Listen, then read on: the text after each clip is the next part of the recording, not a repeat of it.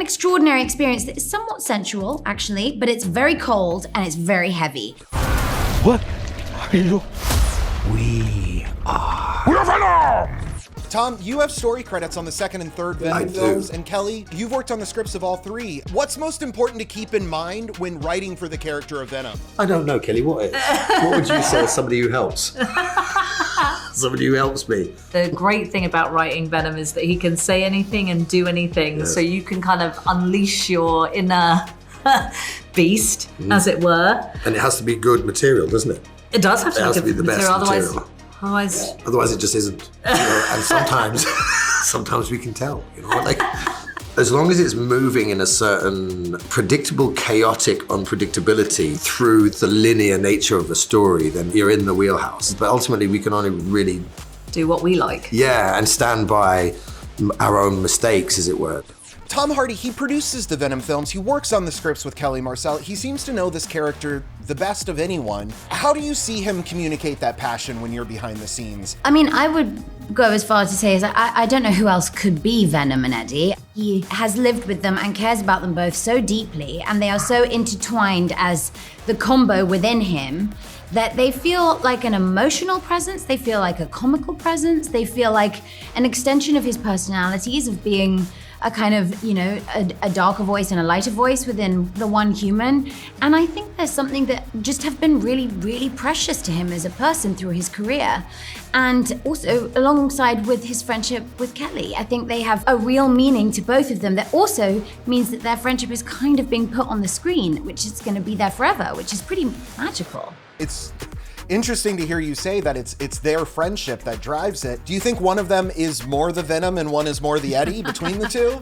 I'm not sure. That's a good question. I feel like they probably both have both. Yes. Do you know what I mean? That they kind of split duties on that. Yeah. You know, but I think that the one thing about Venom and Eddie is that they support and push each other. Yes. You know, and I guess compliment that's in a weird way. Yeah, I think that's right, and I think that that's probably what they do as well. You know, in a much less kind of violent way. Yes. But they sort of support and push each other.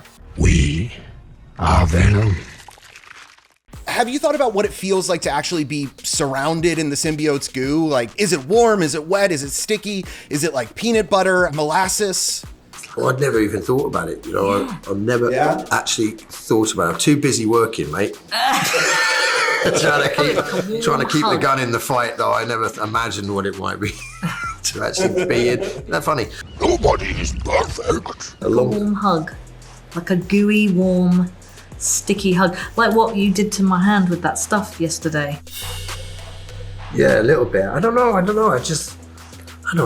I think he just appears and then you disappear. You did say you felt like it might be like being in the womb. Yeah, that was initial when we were in the first movie. Do you remember saying, where does he go? I think he's like in an amniotic sac, asleep, like a baby in Venom. So Venom can creep out and go and eat people's dogs during the night. Do you remember? Because we had Venom going out at nighttime. Taking Eddie without Eddie knowing, because Eddie was asleep. Yeah, and eating people. And then Eddie waking up, reading newspapers, going, look what happened. Yes. I know nothing. Do you understand what I'm talking about? I would imagine the first time it happens, a sense of claustrophobia would be a little hint of that. I feel like it would be cold and slightly weighted. I don't know if you've ever held a live snake. It's quite an extraordinary experience that is somewhat sensual, actually, but it's very cold and it's very heavy. You feel there's a real power to it.